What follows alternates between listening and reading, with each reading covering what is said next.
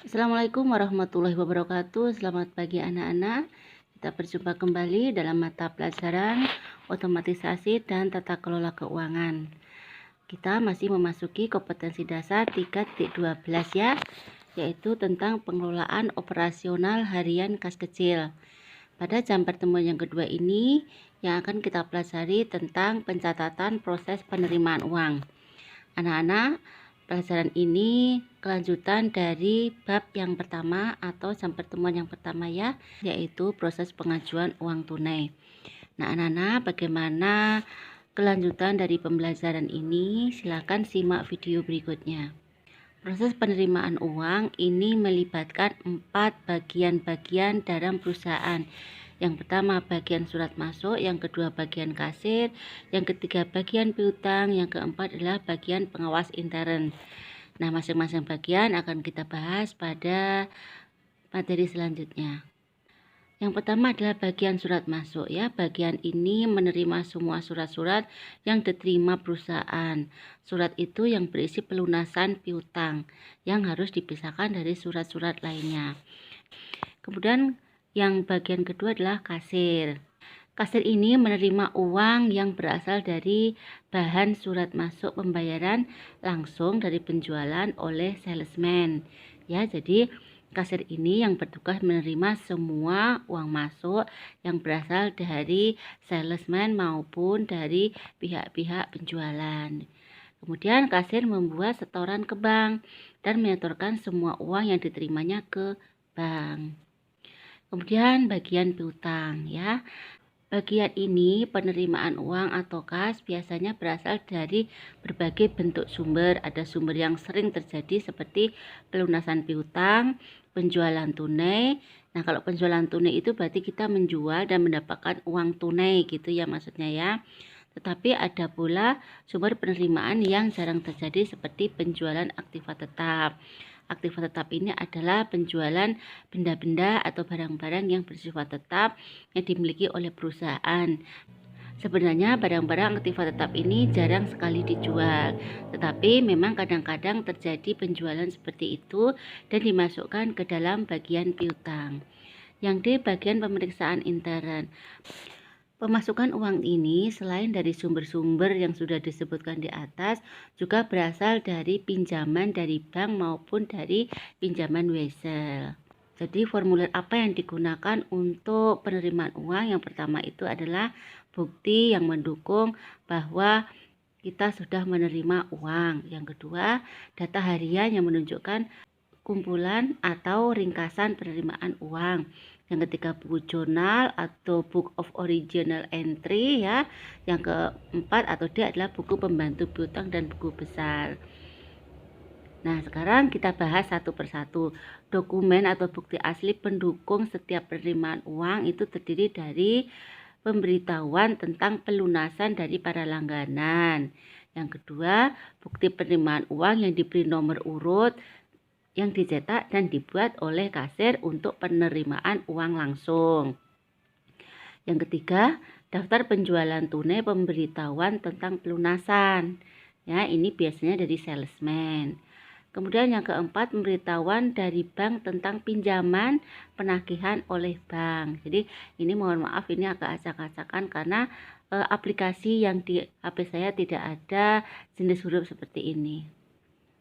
Kemudian yang B nih, data harian yang menunjukkan kumpulan atau ringkasan penerimaan kas yang terdiri dari bukti setoran bank ya. Kemudian daftar penerimaan kas harian.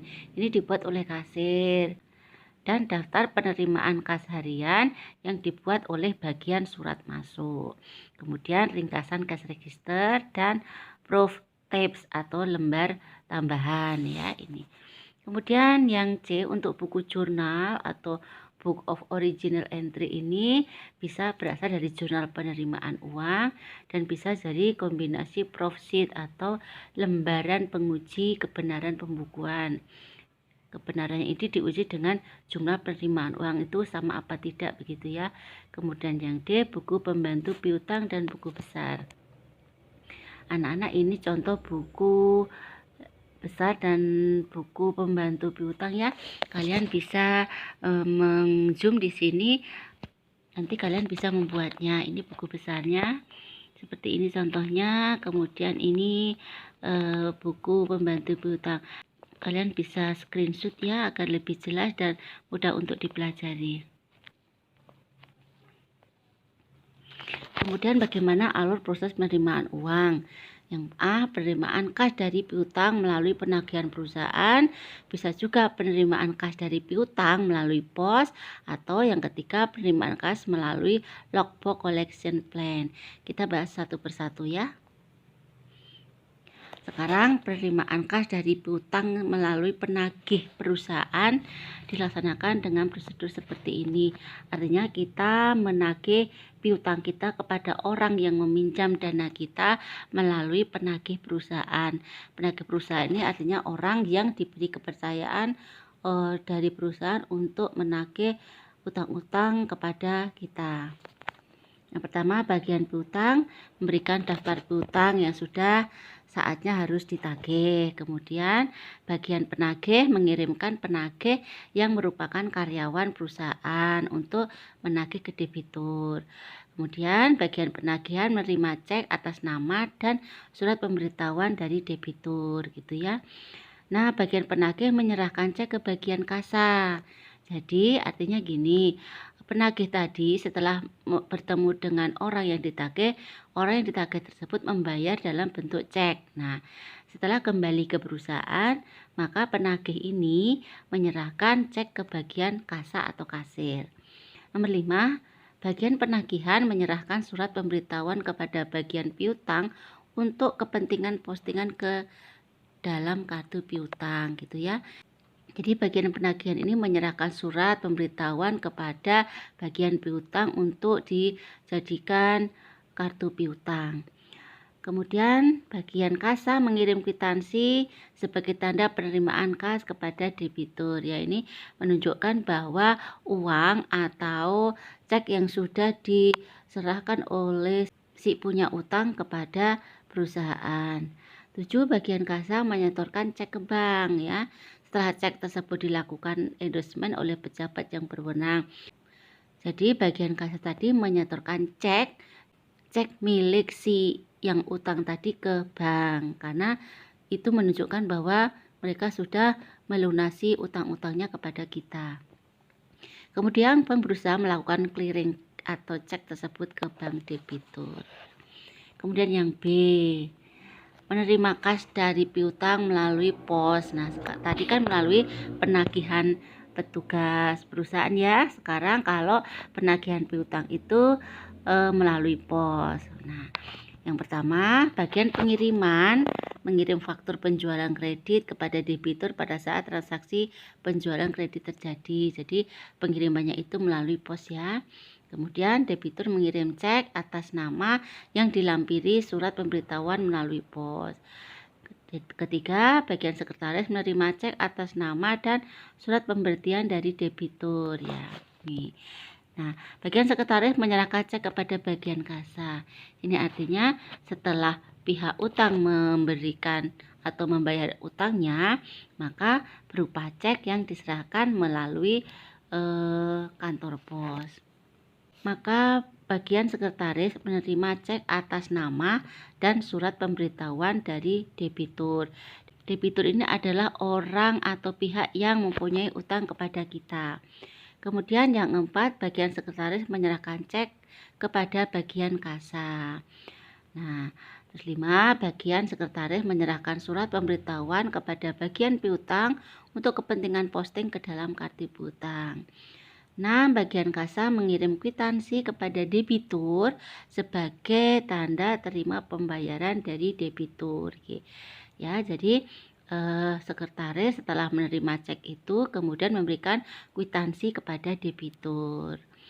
7, bagian kasa menyetorkan cek ke bank.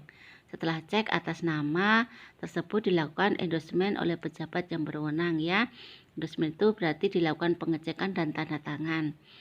Bank perusahaan melakukan clearing atas cek tersebut ke bank debitur, begitu ya. Pada akhirnya sama prosesnya seperti seperti penagihan oleh pegawai perusahaan, yaitu bahwa bagian kasa menyerahkan cek ke bank gitu ya. Kemudian baru bagian bank melakukan clearing atas cek tersebut ke bank debitur. Yang C adalah penerimaan kas melalui logbook collection plan, dilaksanakan dengan prosedur sebagai berikut. Nah, 1. Bagian penagihan mengirim faktur penjualan kredit kepada debitur pada saat transaksi terjadi. Kemudian debitur itu orang yang punya utang ya kepada perusahaan kita. Kita mempunyai piutang kepada debitur gitu.